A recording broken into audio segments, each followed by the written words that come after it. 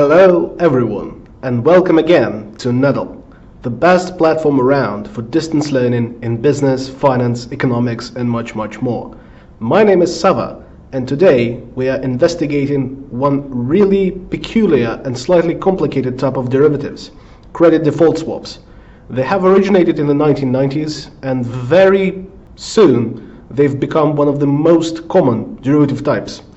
And many analysts associate the Great Recession of 2007-2009 with the prevalence of credit default swaps and how they were used to hide credit risks of various companies. So they're really catchy derivative instruments.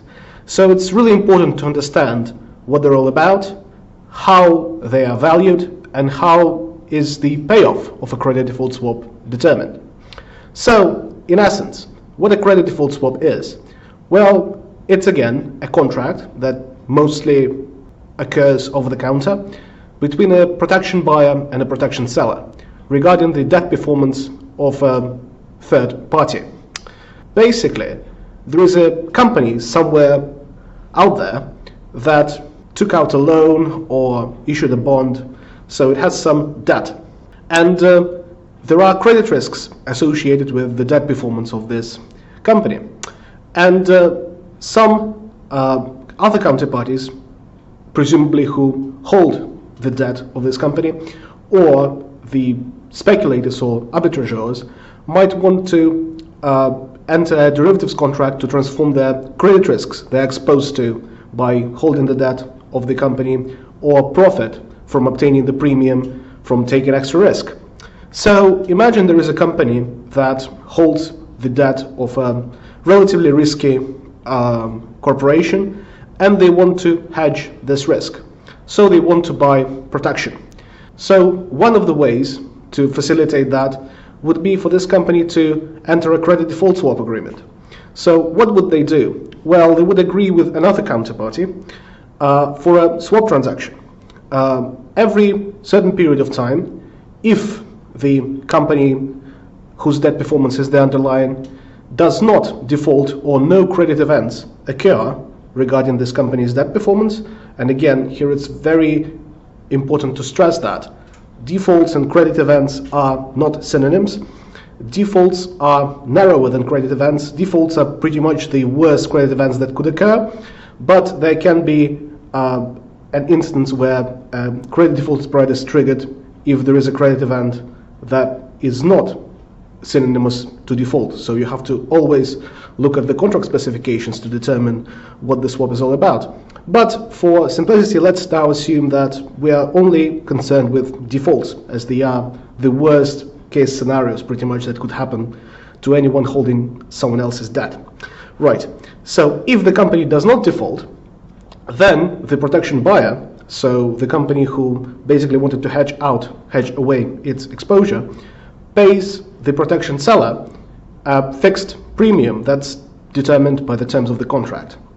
If, on the other hand, the underlying company does default, then the protection seller is obliged to repay the protection buyer the reasonable sum that they would have lost as their debt has basically been tremendously devalued. So here, in this case, we can already figure out what are the most important characteristics that determine the valuation and the performance of credit default swap. We are obviously concerned with the probability of default. How risky is the debt of the company we are concerned with? In that case, let's assume that the annual probability of default is 1.73%. So every single year we roll the dice. Basically, that's how we model risky events in finance all the time. And if the probability of 1.73% triggers, then the company defaults. And that is assumed to be the exactly same probability every single year. In more advanced valuation models, sometimes it's assumed that the probability of default is dependent on the year. Some companies might be experiencing liquidity crisis right now, so they would be more likely to default right now, or there might be some expectations of future economic growth or company-specific performance that would change this assumption, but that's mostly a reasonable assumption that we can still stick with in this simple example. So every single year, our underlying company, whose debt performance is the underlying for our credit default swap, has a 1.73% probability of defaulting. Then we need to specify the recovery rate. The recovery rate basically corresponds to the proportion of the par value of the debt that can be recovered by the debt holder if the company defaults. Most of the time, the recovery rate is associated with collateral. So, for example, if the loan or the bond that the company takes or issues, respectively, is collateralized, then, well, the bank or any other debt holder can just claim the collateral and recover part of the value that they've lost. So, why is it important for credit default swaps?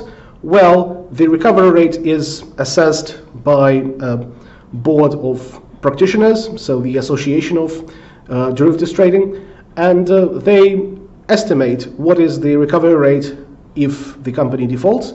And in case of that, the protection seller, so someone who takes on the risk instead of the protection buyer for the premium, they would have to compensate for this loss, so they'd have to provide the par value adjusted for the recovery rate. So the higher is the recovery rate, the less the protection seller would have to provide in case of default. And then, as pretty much everywhere in finance, we need to account for the cost of finance, the cost of capital for the company that enters into the swap, because we obviously need to discount the cash flows by the cost of capital, as that's the most relevant discount rate for obvious corporate finance reasons. So we assume that the recovery rate for the debt of our underlying company is 25%, and the cost of finance for the counterparty that enters into the swap is 6.11%. Well, then we need to also account for the fact how long is our credit default swap. We can have long-term credit default swaps, which would be obviously more valuable to the protection buyer. We could have shorter-term credit default swaps that would just protect them against short-term risks that would be less valuable. In our case, we are considering a 6-year credit default swap.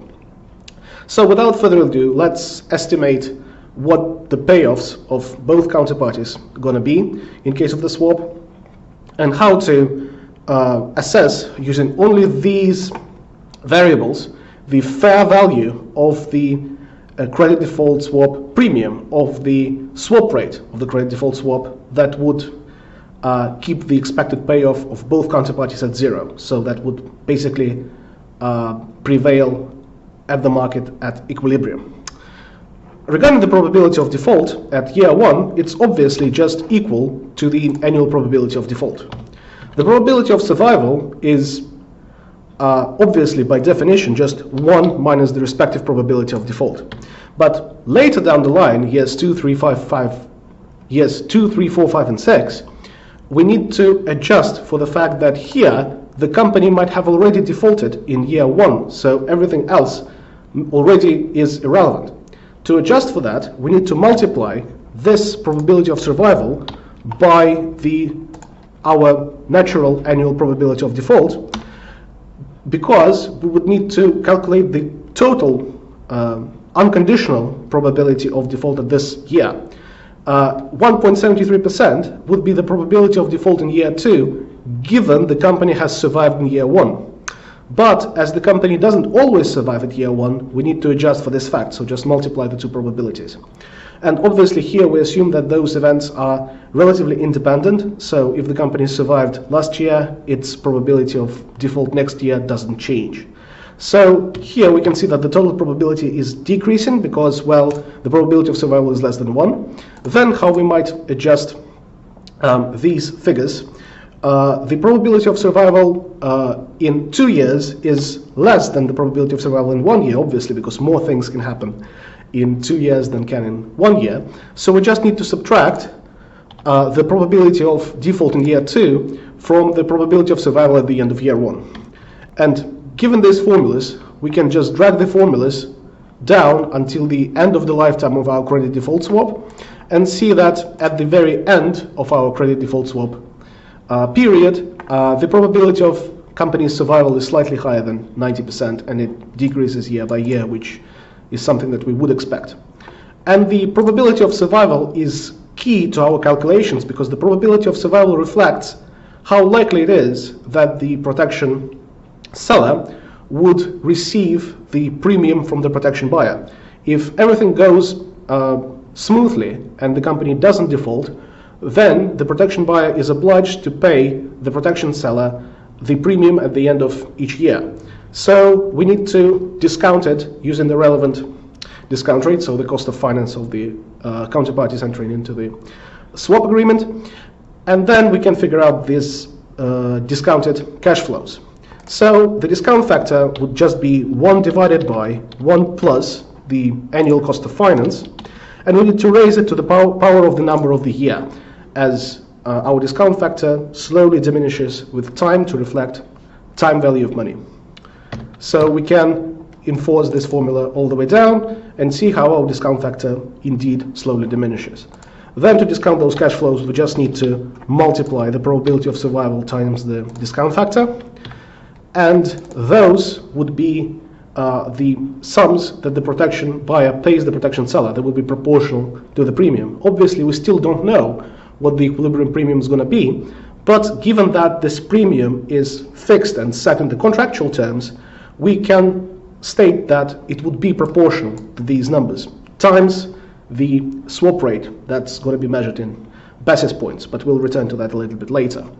So here, next, as we assume that the defaults occur mid-year, we need to account for the fact that if defaults occur mid-year, then the protection buyer still needs to pay the protection seller the swap rate for the period of time within this year when the company hasn't yet defaulted. Basically, to do that, we just need to consider what is the probability of this event and adjust for the fact that we are paying, as the protection buyer, the protection seller not the premium for the whole year, but just for half of this period, as at the mid-year the company has already defaulted and we are not obliged to pay after that. So our probability of default year by year is that, and as defaults occur mid-year, we just need to divide that by 2. So those would be, again, the sums that protection seller receives proportional to the credit default swap premium, to the swap rate, that we still don't know, as we want to figure out what the fair value of this premium would be to basically equilibrate the expected payoffs of both counterparties to 0. Then discount factors here are a little bit counterintuitive, as we are dealing with swap rates that are being paid and received at the middle of the year. We would need to discount them by mid-year discount factors. To account for that, we need to start, as usual, 1 divided by 1 plus annual cost of finance, that should be locked, and then we need to raise it to the power of the number of the year minus 0.5, because here we want to discount by a semi-annual discount factor. Here we want to discount by a discount factor that represents 1.5 years, 2.5 years, and so on and so forth, as we want to bring the cash flows from mid-year periods to the present day. Having applied that, we can figure out those discount factors that would be slightly greater than those, as here we are concerned with time periods that are half year closer to the present day always, so all of these discount factors are smaller than these. And now we can figure out the discounted cash flows of those partial credit default swaps premia that the protection buyer has to pay, even though the company would be defaulting at the mid-year. So multiplying this cash flow by this discount factor, we get this discounted cash flow. And we can already figure out what is the expected premium that the protection seller would receive. So first of all, we can sum up those discounted cash flows. If all goes smoothly and the underlying company does not default, and those tiny premia that we need to adjust for, given that we assume that defaults occur mid-year. And the expected received premium, neglecting the swap rate as for now, would be this part of the payoff receivable by the protection seller plus that. Now we need to figure out what is going to be the amount payable by the protection seller in case there is a default, or more broadly, a credit event of any case. So what should be payable by the protection seller if default occurs? Well, first of all, we need to account for the likelihood of this event, so probability of default at each of those years. And then we need to remember that the protection seller is not obliged to compensate the whole par value of the loan or a bond or whatever is the debt that the company has defaulted on. They need to only compensate for the non-recovered part of the par value. So we need to multiply that by 1 minus the recovery rate. And that is where the recovery rate comes into the equation. If the protection buyer can recover a large proportion of their debt from collateral that the company has pledged to guarantee their loans or bonds or whatever, then the amount that they would have to be compensated for is lower, and the protection seller is less unhappy about having to do so. So we have to account for this logic, and we can enforce this formula all the way through. And then we also need to discount that using a relevant discount factor. Again, we should remember that the defaults occur mid-year, so the discount factor should be exactly the same as over here. So we can just basically copy them across. And then we can multiply those to figure out the present value of sums payable by the protection seller. And those sums are not dependent on the swap rate, the credit default swap premium, because they reflect the expected proportion of the par value that the protection seller would have to pay back in case the underlying company defaults. Then we can bottom bracket it all the way down and sum that all up to get the expected payoff for the protection buyer, something that they would receive from the protection seller in case the company whose debt performance is the underlying defaults. So here we just can copy that across, and we see that the expected payable by the protection seller is 0.0629. So it's 6.29% of the par value of debt. And that is the premium that they receive, unaccounted for the swap rate.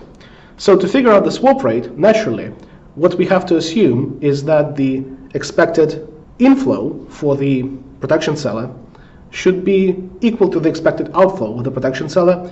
So both counterparties are indifferent in terms of whether to enter into this credit default swap in present value terms. They still could benefit from hedging, but if the present values are positive for one side of the transaction, then they are negative for the other side of the transaction. And that's the logic that persists throughout the whole topic of swaps. Swaps generally are zero-sum game on paper. So they can be mutually beneficial in terms of present value, at least, when their fair value for both counterparties is zero. And that's the logic that's constantly used to value not only credit default swaps, but other types of swaps, for example, interest rate swaps. And if you would like to know a little bit more about these, please leave comments below and I'll record a video about that in the near future. But without further ado and without digressing any further, how can we calculate the premium of the CDS in terms of the swap rate? Well, what we can do is we can divide the expected payable in terms of the fraction of the notional amount of the debt, we can divide that by this. And because this times the swap rate should equal that, if we do it the other way around, dividing, we would get the equilibrium swap rate that would equilibrate the positive and negative payoffs, the inflows and the outflows, and that would bring the expected payoffs of both counterparties to exactly zero. And as we need to express it in basis points, that's the well-known convention for credit default swap rates, we just need to multiply it by 10,000. And if we enforce the formula, we see that the equilibrium swap rate for that credit default swap is 135 basis points, so 1.35% per annum. 1.35% per annum of the par value of the loan or bond or any other debt, the protection buyer has to pay to the protection seller for them to be interested in taking on that credit risk from the protection buyer. And just to verify that, we can see that if we multiply the received premium by the equilibrium swap rate divided by 10,000 and subtract the payable that is expected to be an outflow of the protection seller, we get exactly zero, which verifies our claim that both parties do not gain or lose on average in terms of present value from this credit default swap. But that's not the main way credit default swaps are used, because how would you know that? How on earth would you figure out what is the probability of default of a particular company? Well, you could obviously use some credit risk techniques, some sophisticated models, for example, Altman Z-score, or you could estimate a logit or a probit in terms of known past default events. But those estimations would necessarily be backward-looking because they use past data, and your econometric estimation would come out with some logic in terms of what factors influence likely defaults of companies. Credit default swaps can be used to estimate what is the market implied, forward-looking probability of default for a wide range of companies that have CDS traded. To do that, well, what do we need to do? We obviously know costs of finance for pretty much all companies. They report that. We can roughly estimate recovery rates because that is what various professional bodies do. And we obviously know the duration for which various credit default swaps are contracted. But we don't know that in the real life. But in the real life, this swap rate is not the equilibrium swap rate, but that's the market swap rate that's written in the contract. So if we know the equilibrium swap rate and we know those characteristics, we could arrive at the implied probability of default that the market expects from the debt performance of a particular company. So to do that, what we need to do, we need to assume that we see a certain market-formed swap rate, CDS premium, and using this very logic of the calculations, we can then assess what is the probability of default that justifies such a premium. So for example, let's assume that the swap rate would be not 135 basis points that justifies the probability of default of 1.73% per annum, but rather something like 252 basis points, so slightly higher. Here we can see that given this swap rate, the protection seller would net benefit from entering a swap. So it would mean that the probability of default is actually higher than that. And what does the market believe this value is? To do that, we would need to use the solver function in Excel that basically tries to match values in certain cells so that the values of certain functions satisfy predetermined conditions. For example, we could use solver to figure out which probability of default would justify an equilibrium swap rate of 252 basis points of 2.52% per annum. So to do that, we first need to enable solver in our Excel add-ins. So we can click File, Options, Add-ins, and Manage Excel add-ins, click Go. And here we will see which add-ins are currently enabled in your Excel. We can here see that in our case the solver add-in is not being enabled yet. So we can just tick here and click OK.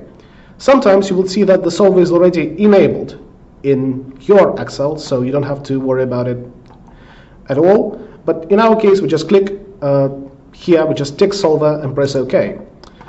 And now solver as an Excel add-in tool would appear under data over here.